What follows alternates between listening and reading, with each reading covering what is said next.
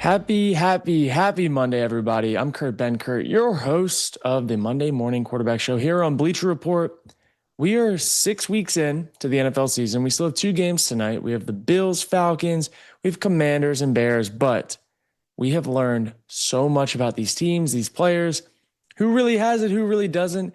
And there's a lot of speculation going on in the NFL right now. We got trade buzz. We got Drake Maye MVP talks. We've got revenge games and everything in between. And I just want to say thank you guys for joining us today on the show because I've had a ton of fun. Also, seeing chat, we're seeing trade wide receiver to the G-men. The wide receivers, there might be some on the move. There might be some running backs on the move, which we will be talking about soon. Some reports coming out of some lingering trade talks. But I will say I have my Microsoft Surface here to answer questions in the chat with you guys. I did get a haircut. I did. I trimmed it up a little bit. What do you guys think? Had to go slightly more professional. We've got some shows coming up this year, maybe a broadcast. Who knows? You didn't hear it from me, but we've got some action all season long. But first and foremost, it starts here on Bleacher Report, Monday Morning Quarterback Show. Let's get it started, man. Thank you to Microsoft Copilot, by the way, for bringing us all of our action. We have some Copilot answers for us today. We have chat rolling and everything in between. But without further ado, we've got to get to the top of the show, because there are rumors rumbling around that Breece Hall will be in a trade package. Okay? We know a lot of teams around the NFL have been decimated by injuries. Some teams need help, and there will be a ton of guys on the move, in my opinion, at the deadline when we have trades, at least by the deadline. Some of them will be happening sooner than later. But I want to talk about Breece Hall because if you look at the Jets are terrible. They don't use him how they should. They don't get him involved in the passing game. The Jets offense is abysmal. They just paid, what? Was it 40 million for Garrett Wilson? Something a year or something crazy. But they've paid a lot of money to players to not really be doing much on offense. But Breece Hall, when you look at him, 88 carries, 4.7 yards per rush, 150 receiving yards. I just think Breece Hall could be good somewhere else. I really think he could be good somewhere else. And they're going to, he'll be a guy that when he gets traded, it'll be about his value of the contract he receives after. Because I believe, fact check me if I'm wrong, he's up for a contract here. Chat always knows it. Chat is rolling right now, by the way, guys. Rolling.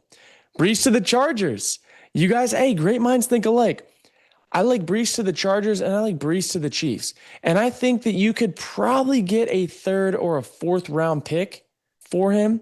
Maybe even later. This all depends on what are we going to get that contract to look like. Because you guys know, it's not just like this player is worth a 2nd round pick. This guy's got a 1st round talent.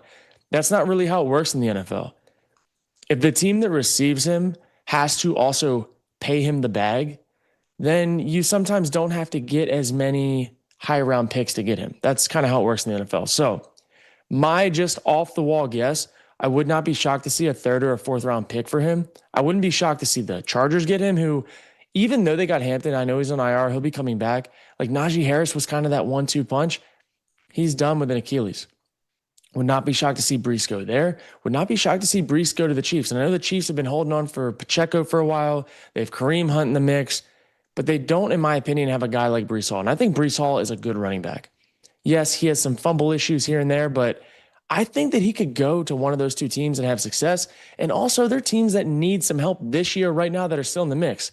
And I know that we've got other segments, other stuff coming up. We got the Breece Hall thing and everything. But when you look around the league, guys, there are a lot of teams that should be selling house. They should be getting rid of all their old players, and they are done.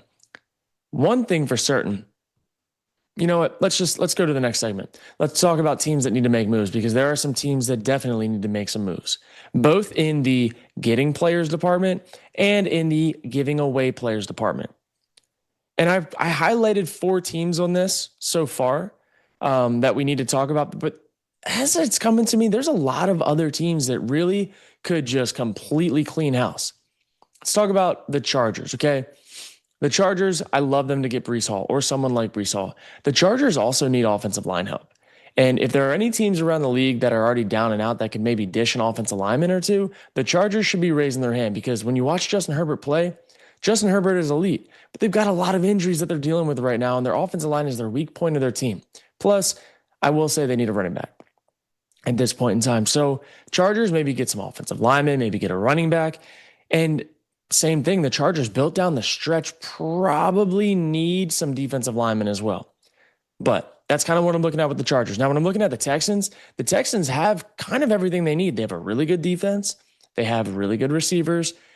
Nick Chubb's been balling, by the way. Give Nick Chubb his flowers, guys. He's coming back from a nasty knee injury. Nick Chubb has been playing well, but it's all about their offensive front. Their offensive line needs some help to be consistent.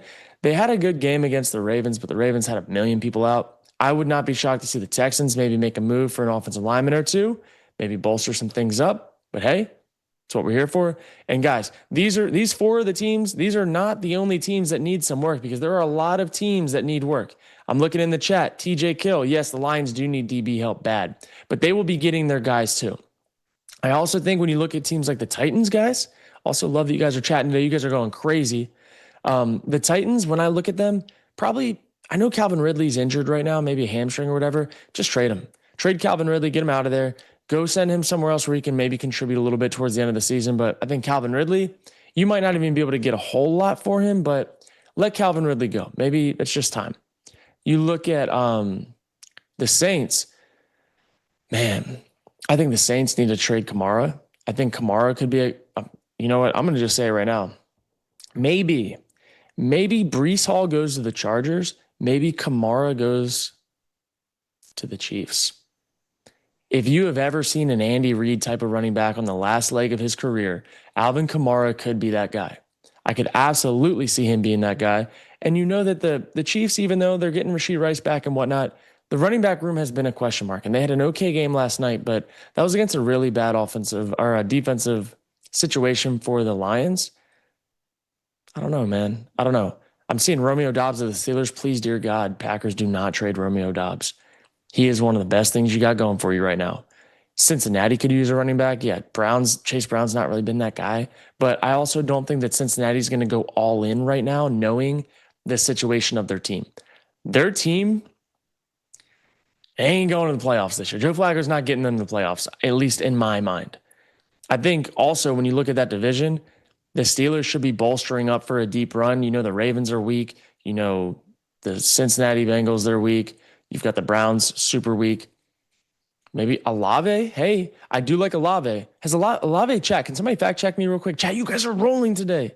Has Olave been paid yet? I don't think Olave has been paid yet. Man, Olave would be a great get for the Steelers. Little matchup on the opposite side of DK Metcalf. I would like that. I would like that a ton. And then last but not least, I do want to talk about, do I want to get into it? I do. We have some stuff coming up with Bleacher Report. We're going to be talking about pretenders and contenders. And I was looking through my list, guys, and there are 2 teams that are with good records that I believe really need some help. One of them, the Bills. I don't think the Bills are as good as their record indicates. And they're probably going to win tonight too against the Falcons. Maybe not. But I think the Bills need some help. And I think they specifically need some help on defense. I'll say that. And then the Lions, depending on how long their secondary is all this banged up, they really, really, really need some help. Because if they show up like they did on defense against the Chiefs, and the Chiefs didn't have everybody either, the Lions are not going to make a deep playoff run if their defense looks like they did last night. That's what I will say. But we do have to get into our next segment, guys. Please hold. Chat, though. But you guys are rolling, man. Yes, the Chiefs could use Breece Hall. Texans do need a center and a guard, and the Bears do need a tackle. The Bears do need some help. I don't think they're ready for it this year, but next year I think the Bears are going to be decent. Now, I love that chat is integrated into the show, but we do have a program. The 49ers are toast now, by the way, in my mind. All right, let's talk about Dowdle's revenge game. Rico Dowdle. And I even brought up my old buddy Copilot to ask a little question here. Kick Copilot back on. We got some cool Copilot integrations coming up for next week's episode, by the way, guys. But what I asked was, who has the most single game scrimmage yards in Panther history? Well, that would be none other than former Cowboy Rico Dowdle. who he now holds that record against his former team in week 6 of the 2025 NFL season. 239 yards. Dowdle's breakout performance came during a dramatic 30-27 win over his former team, with 183 rushing yards on 30 carries and 56 yards on 4 catches, including a receiving touchdown. He surpassed all previous franchise marks for a single game scrimmage yard record. The same franchise that we had a friend of ours, Christian McCaffrey, play for. The fact that Rico Dowdle was able to go in and get it done like that for a team that has been playing subpar for a long time, absolutely love it. Shout out to Rico Dowdle. Also won the Scepter Angry Run last week. I mean, this guy, you want to talk about trying to get paid? Rico Dowdle is going to have to get paid. But this performance edged out previous franchise highs, including Christian McCaffrey's notable 237-yard game against Jacksonville in 2019. Crazy, man. Crazy. Beat it by 2 yards. Love it. Rico Dowdle's here, man. And he backed up what he had to say. He said they got to buckle up. He thinks that they know what they're dealing with when he steps on the field, and he was not playing. And the Cowboys, if you watch that game, which I did, they had a chance all the way down to the end. They just found a way to blow it. And I do want to give some flowers to the Carolina Panthers, man. Some big 4th down conversions. Bryce Young wasn't a perfect game, but it was good enough. Made some plays, had 3 passing touchdowns, almost 200 yards passing, and got it done in critical downs. And the Cowboys drop another game to their defense that just gives up 1 million points a game. And they're finding themselves on the back burner in the NFC East. The Cowboys are in shambles. But the tough part about this is you got Dak Prescott playing pretty good football. 3 touchdowns, 260 yards through the air, only 9 incompletions. Dak Prescott, if his team was winning games, could easily be in the MVP conversations. But he's not. And I do want to take a side note here. I have been banging on the table for George Pickens as one of my top 10 receivers in the league for probably 2 years now. And I have been saying that George Pickens, with the right quarterback in the right place, could be a true top 5 talent and top 5 producer in fantasy football. And here we are.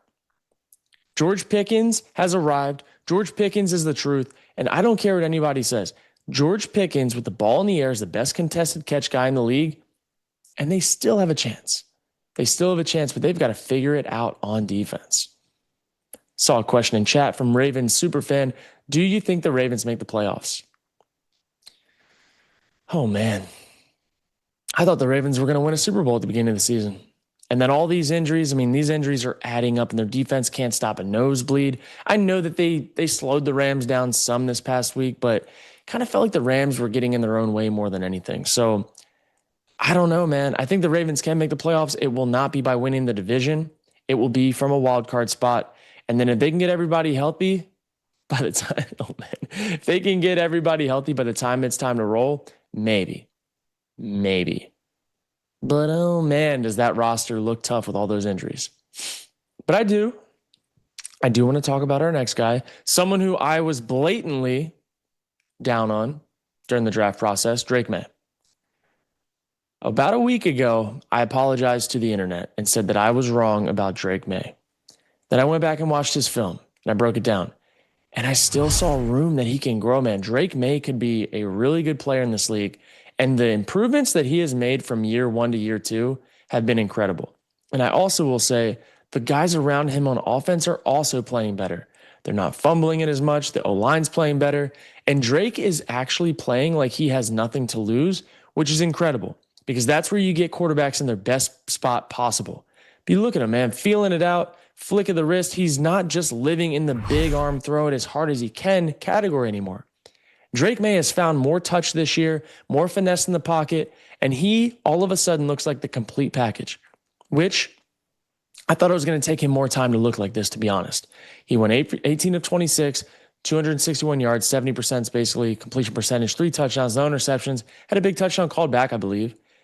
Drake Maye is playing really good football. And what I will say is the Patriots could be giving the Bills a run for their money in that division. And he's only, 23 years old? He's playing really well. They have a good stretch of the schedule that they're in right now that they can keep racking these wins up. And you guys know, man, New England is a tough place to play late in the season. And with their defense playing how they are, We knew that defense was going to be better this year. Drake Maye doesn't have to be a superhero, but he can be when he needs to be. And I think that's really what's helping him right now. It's kind of like, Josh Allen younger, like his first year. Their defense was terrible. Their offense was terrible. He felt like he had to be a superhero. Now, though, it doesn't have to be like that. I think Drake Maye can play within the system, can leave it up to his defense if he has to, doesn't have to be so risky with the football, and he can take his shots when they're there. And I don't know, man. Are we going to see the 2000s Patriots incoming? I don't know. I don't know if we'll see that good of a dynasty. I don't know if we'll see a dynasty, but I think we're going to see competitive football. I think we're going to see Drake Maye be a good quarterback in this league. I think we're going to see a defense that can win games in close fourth quarter games. And as long as the Patriots take care of the football, they can win any game on their schedule. Clearly, they already beat the Bills. So the Patriots, it's all going to come down to, can they keep playing clean? Can they take care of the football? And can Drake Maye take the shots when he needs to, not only when he wants to? That's what I'm looking at with the Patriots. Guys, thank you so much for vibing in chat too, by the way. You guys have been rolling. I do love what I'm seeing out of the Patriots. I had them picked to make the playoffs this year. I had Drake Maye to make improvements this year. And the biggest thing that he's done is he's taking care of the football. He's not fumbling the ball anymore. I love that. Absolutely love that. But let's go get into our next segment. We got to talk about our week 6 studs. Talk about a tongue twister. Give me Baker Mayfield, man. And I'm not going to lie to you guys. I have a video that's being edited right now for my YouTube channel. I broke down Baker Mayfield's film, man, and he was incredible. Obviously, able to take advantage over the top. This play I did break down. You'll see a clip of this. That last touchdown, incredible how he moved the safety. Getting hit on delivery, smacked, finding the open receiver, getting into the end zone. He is also playing with so many guys off the field. There is no Mike Evans. There's no Chris Godwin. There's no Bucky Irvin. And he's just going to eat that. 74% completion percentage, 17 of 23, 256 yards, 2 touchdowns. And his play of the day was a 3rd and 14 scramble where he got 15 yards. Broke 2 tackles in the pocket, made somebody miss with a stiff arm, trucked somebody, outstretched arm, 15-yard gain, complete blackout moment. Absolutely love it. Baker Mayfield, as of right now, is your NFL MVP. And I think he's running away with this. And the best part about it is that he, in my opinion, still has room to grow. He still has room to get better. He missed 2 or 3 throws that game that would have been another 50 or 60 yards easy untouched that he's made plenty of times. And they weren't crazy. Baker Mayfield could have easily thrown for 303 tugs that game, and he still left some meat on the bone. I like it. I think Kurt's been saying Baker MVP for 3 weeks. Look, man, finally somebody comes and gives me my flowers. I appreciate you for saying that. I appreciate you because look, I say a lot of things on social media, on Twitter. I like to talk ball, and it a lot of times just comes from my brain straight out of my fingers to tweets. And sometimes I'm a little early, and sometimes things need time to marinate. But Baker Mayfield has been marinating on the MVP conversation. And right now, he's won right now. He's won overall. I think he's playing better than Josh Allen. I think he's playing better than Lamar Jackson when Lamar Jackson was playing. I think Drake Maye is playing pretty well, but Baker Mayfield's on another level. So give me Baker Mayfield. Now, we got 2 more studs, though. We do have 2 more studs. Give me McConkey, finally. McConkey is finally coming back. He's finally making plays. And the most important part to me is he's got some wiggle. He's got some scramble ability. He gets friendly to the quarterback. Look at how he navigates this. This was a climb route that he cuts off the safety, knows that Herbert's out of the pocket. And then you've got this one too. I believe this was play of the game. So look at that, shutting down. Acts like he's going to go run out of bounds because they're trying to save clock to win the game. But then he's going to hit the brakes, get vertical, and still get out of bounds late to give them a chip shot field goal. I mean, this is incredible.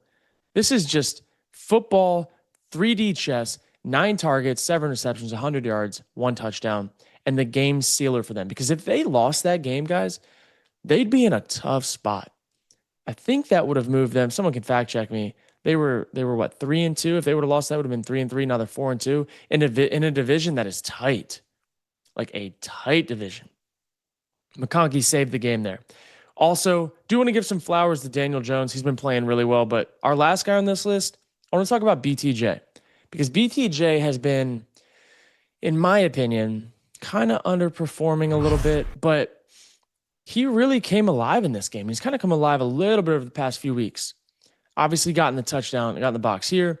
But one thing that really got me with Brian Thomas Jr., he had a touchdown that was called back later in this game that would have been like a 70-yard touchdown.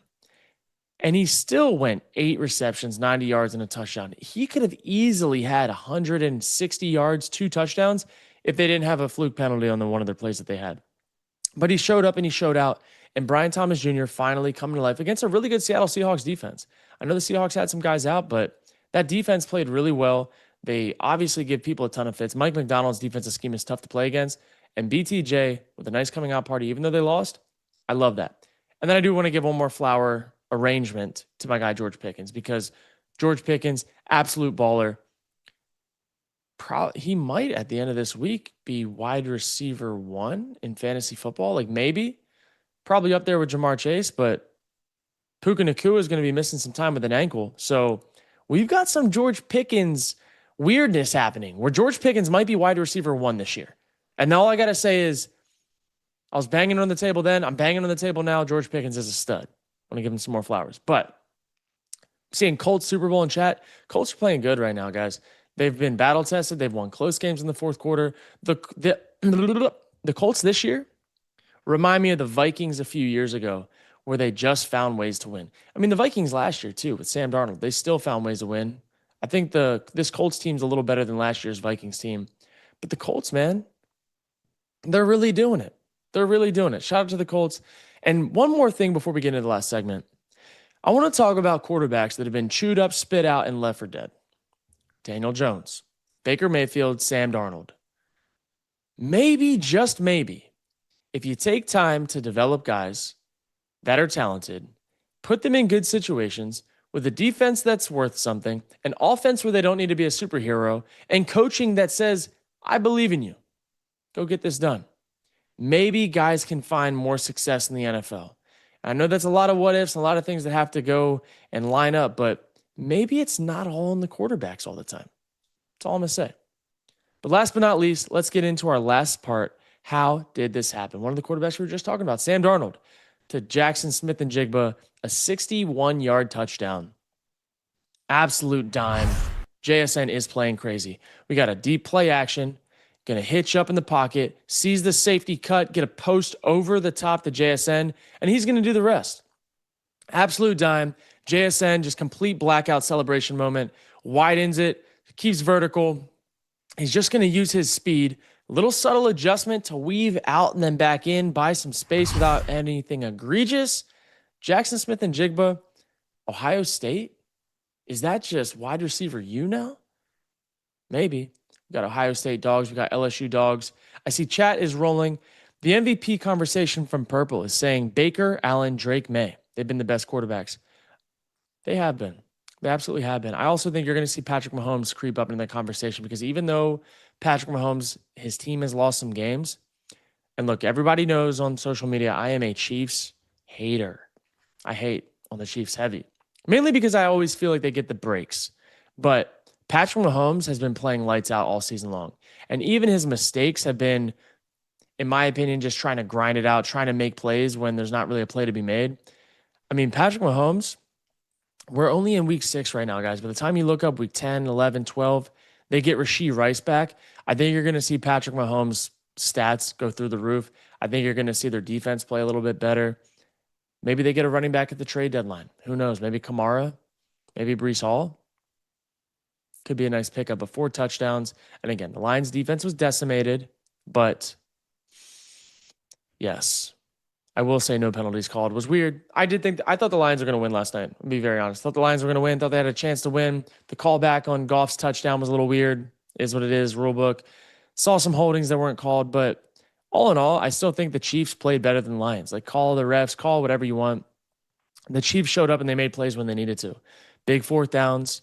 Big 3rd downs. Patrick Mahomes with his feet. Patrick Mahomes is the X factor right now in that game.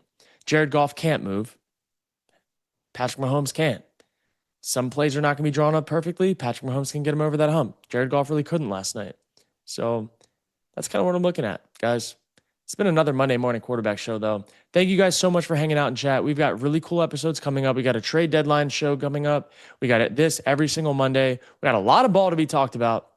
And I got more videos dropping on YouTube. You guys can check those out later. But until next time, I'm Kurt Benkert, and I am out. Have a good one.